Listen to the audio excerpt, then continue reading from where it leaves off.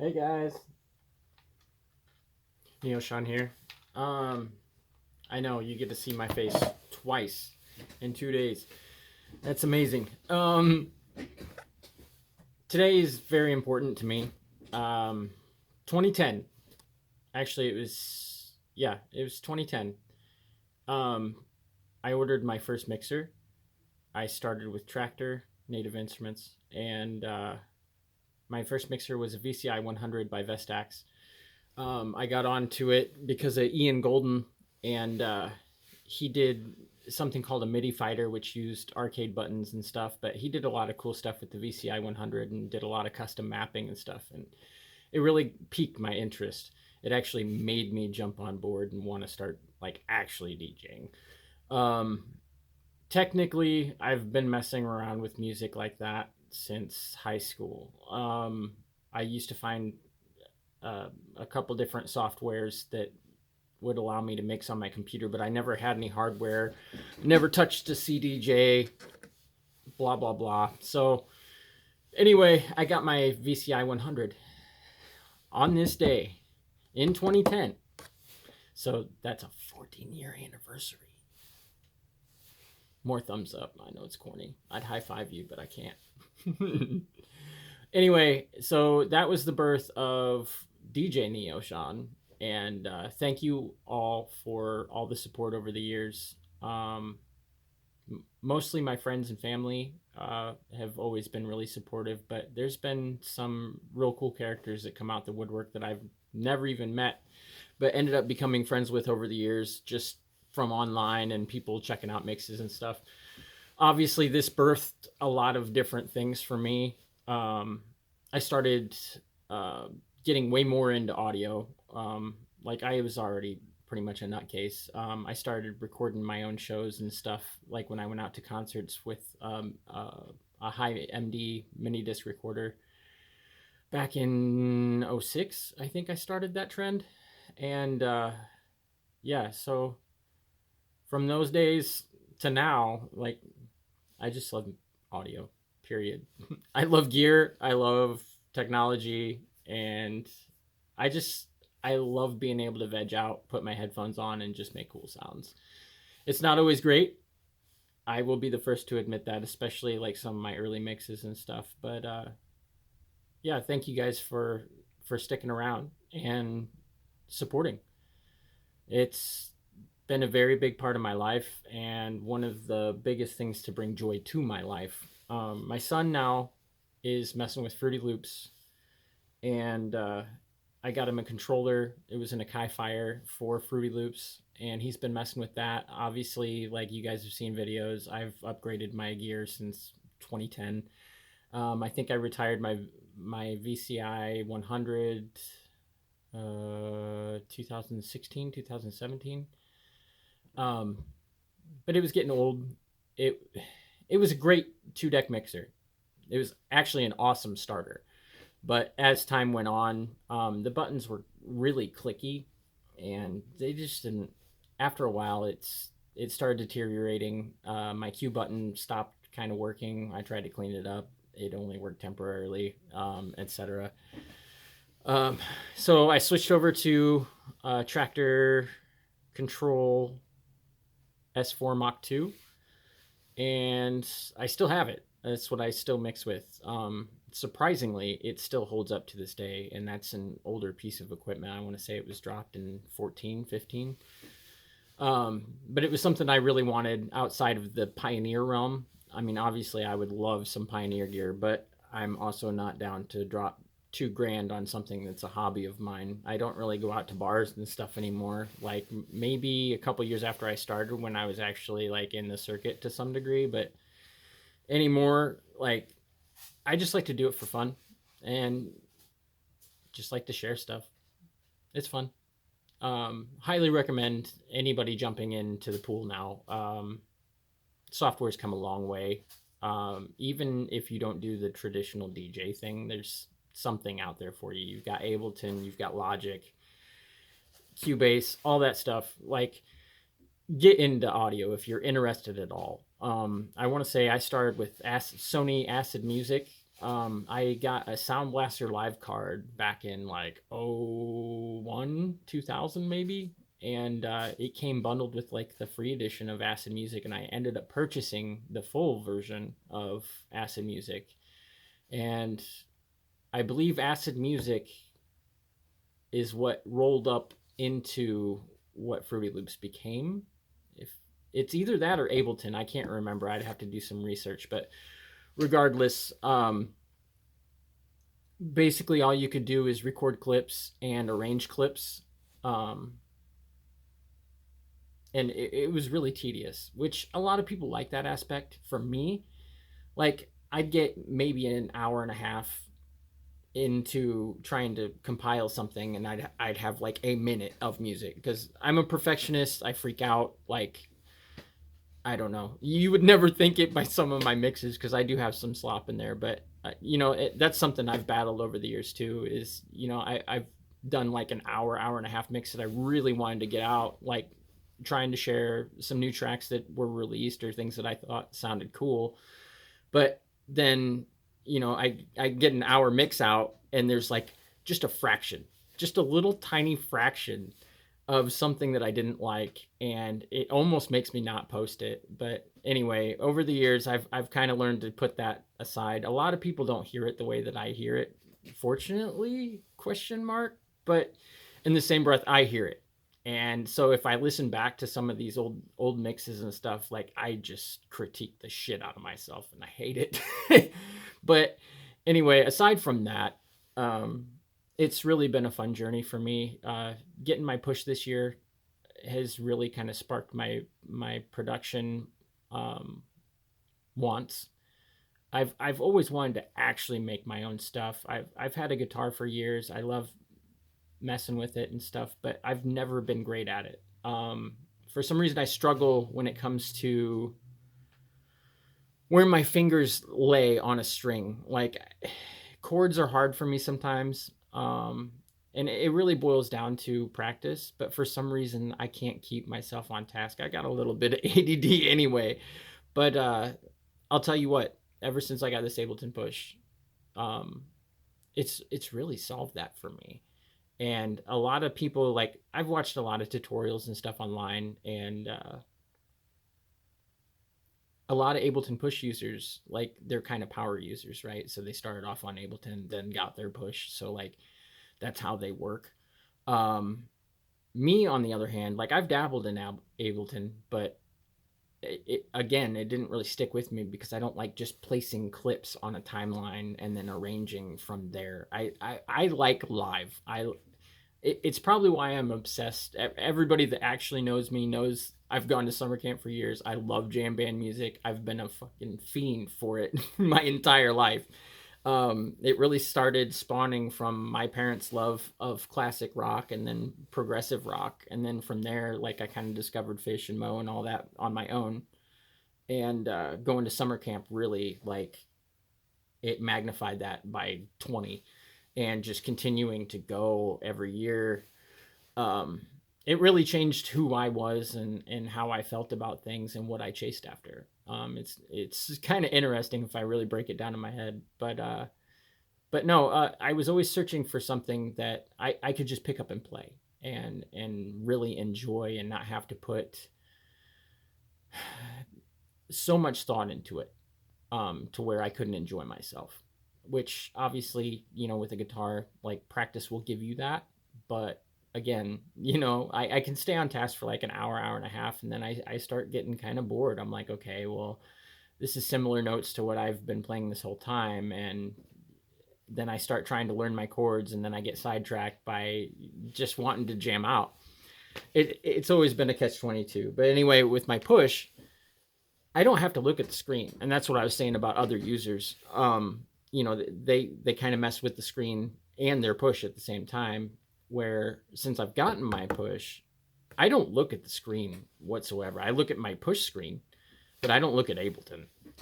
As a matter of fact, half the time I hit Windows key L and lock my screen so that it's got a slideshow going so I don't get monitor burn.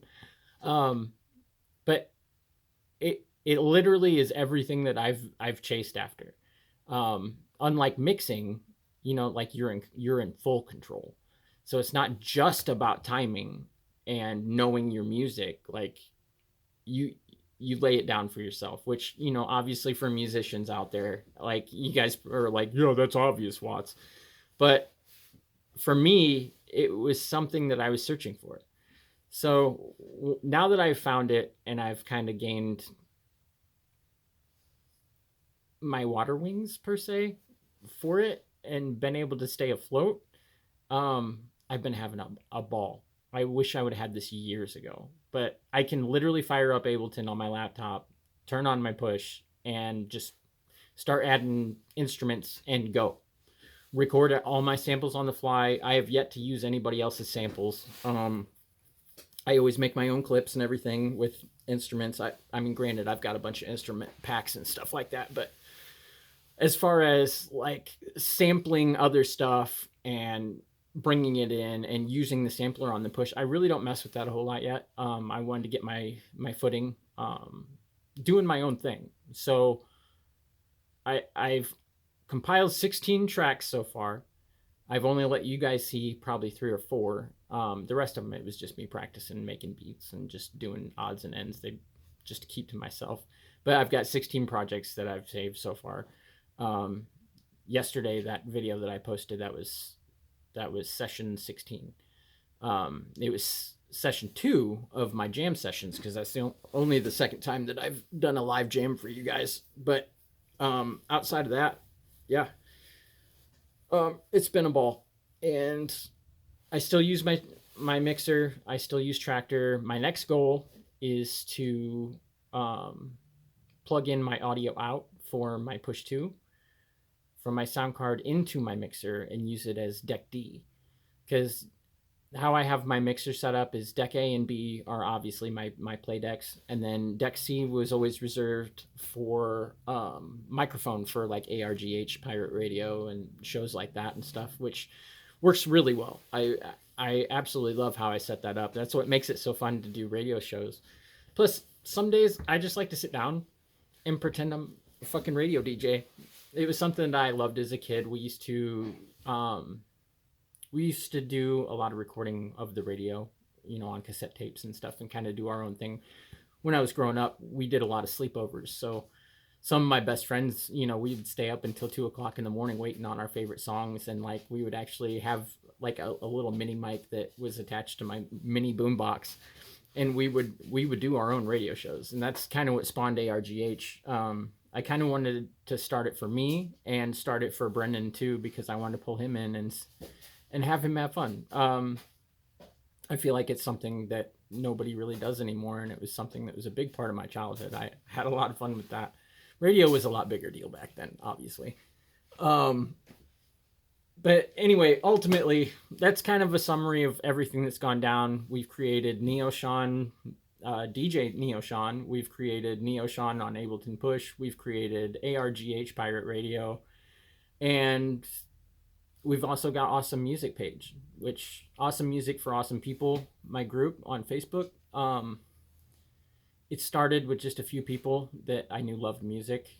And it's grown into over 100 some members of some of my favorite people that I've met over the years, and some people that they've invited that I've grown to know from the group. And it's been cool.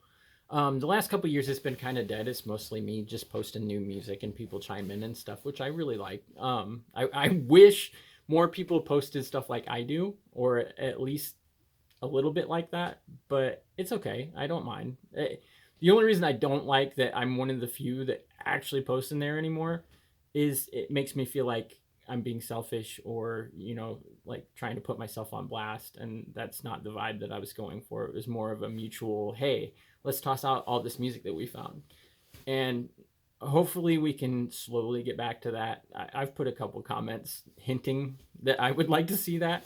But ultimately, the group is awesome. It really is. You can scroll for years, and there's tons of good shit in there. A lot of good conversations. You know, obviously, we try and keep up with music trends and let people know, you know, if people have passed, like all kinds of news and stuff. So that's been really cool. But yeah, today marks 14 years mixing. Doesn't seem like that long. It really doesn't. I've come a long way. It's been super fun. One of my friends that really kind of aided me through starting up passed away a couple years ago. His name was Josh Schumbine. And some of my first pictures of me mixing at my desk were from him. He took them while we were just hanging out. And I was like, yo, you want to see this new mixer? And he's like, yeah, dude, throw it down. So I didn't even know he was taking pictures of me at the time. And yeah, I'll always treasure those because Josh was one of my best friends, like one of my top best friends. We hung out all the time. We've known each other pretty much since I moved here in 2000.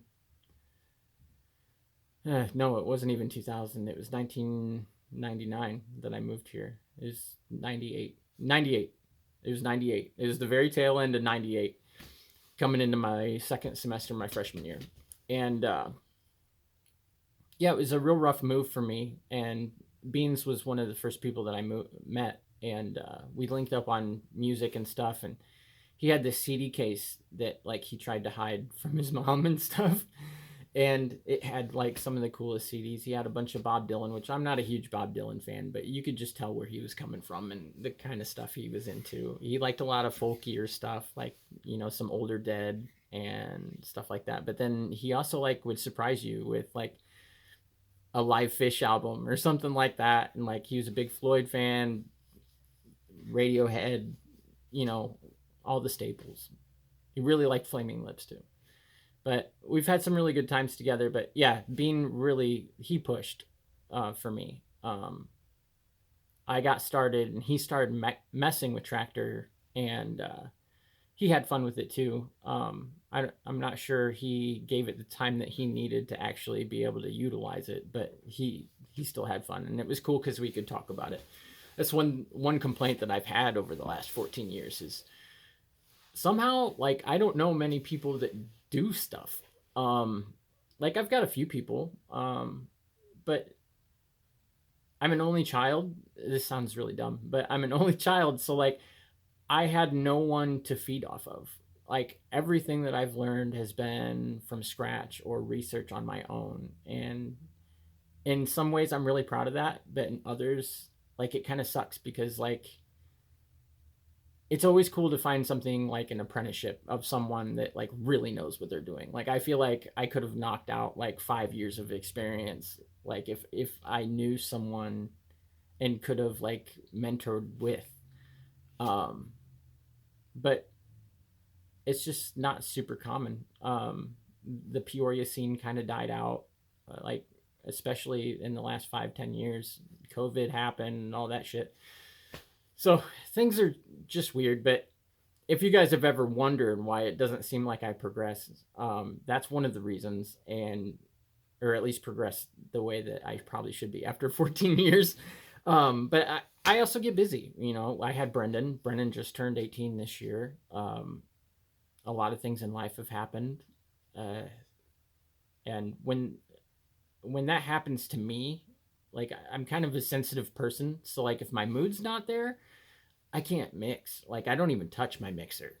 Like I won't do it unless I truly feel like I'm in the mood. And I know for a fact that helps me. There's been times that I've tried to boost my spirits by jumping into my mixer, and 9 times out of 10, like I can't focus. I can't get my timing down. Like everything's off. So that's one thing about mixing that's really surprised me is you really have to have the headspace and mindset for it. If you're not in a good mood for mixing or have some kind of inspiration walking in the door, it feels empty when you try to mix. With that said though, like when you do find those moments that you are in the mood or like an event or you're trying to prep for something or it can be a shit ton of fun. Oh my God. It's probably my favorite. There's been so many nights that, you know, like I'll get a half hour into a set and I'll catch myself and I'll just be sitting there raging, which you feel stupid doing that too, because you are the DJ, so you're playing, you know, music that you chose, but it's all part of the thing, right? Fuck it. I love it. So I just want to rage. But anyway, I know this video has gone on a lot longer than I wanted, but I've never had a good, like, summary video on here. So Neosean, coming to you to explain what the last 14 years have entailed. I guess we'll note a few of my favorite mixes that came out over the years. What the Funk is probably my top favorite. There's a little tiny bit of slop in there, but I did that one back in, I want to say 2016, and it was a shorter mix, but I was starting to really get into grizz and like glitch hop style funk stuff, and for some reason that mix just turned out really cool, and I had a blast making it. And then a buddy of mine, Chris and Nick, they used to play in a band called Hippie Squishers, and they invited me over to City Heat a few times to DJ, and one of those sets is one of my top favorites. It's the one that's got Steven Universe on the front. I can't think of what I named it. I think I just called it City Heat Live. And then there was also Nick's brother invited us over to a Halloween party, and they had this huge pool outside. It was over by Weaver Ridge and shit. It was one of the wildest parties I've ever mixed in my life. But I had so much fun, and I had so much good shit set out for that day. And yeah, that Halloween mix was awesome as well. But since then, my mixes have been far and few between. I just haven't been able to find the time. It wasn't up until this last year or two that I've really been able to buckle down and actually have fun the way I wanted.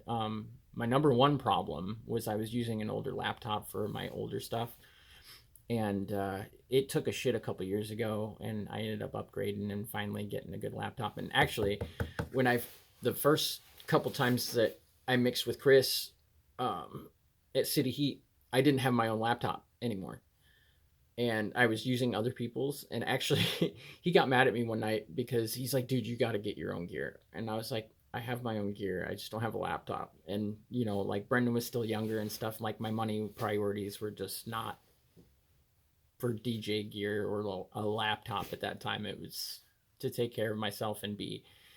So once B really kind of came onto his own and all that, like, I was able to save up and get my my Control S4 and my laptop. And my laptop is a beast. It's handled everything that I've thrown at it.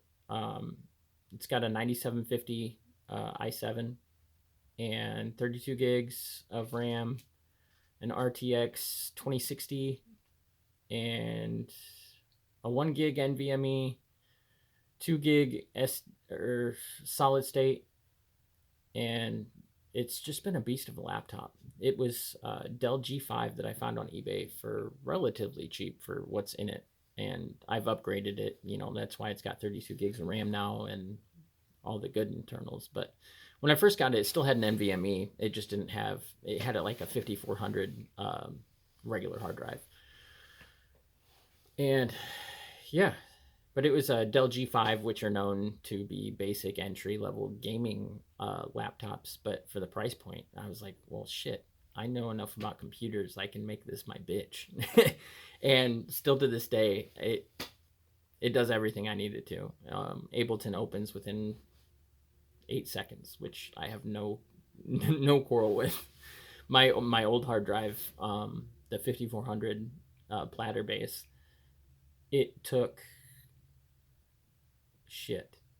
probably a good 3 minutes to open Ableton, and that's how much faster a solid state is. But you're also talking about loading in all kinds of samples and stuff, and my push benefits from having a solid state in there too, because I can pull up instruments and stuff a lot faster. But yeah, that's it.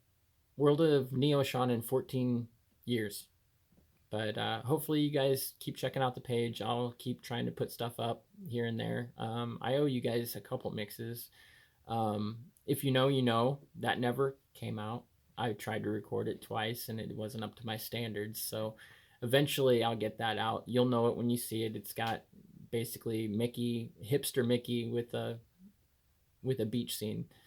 And I'll get that up because I've got a whole theme for that one. And then the Halloween mix I did record. I got to get that up. So yeah, we'll have stuff incoming, and stay tuned. More Neo Sean. Love you guys. Thank you for the support. For real. It means the world.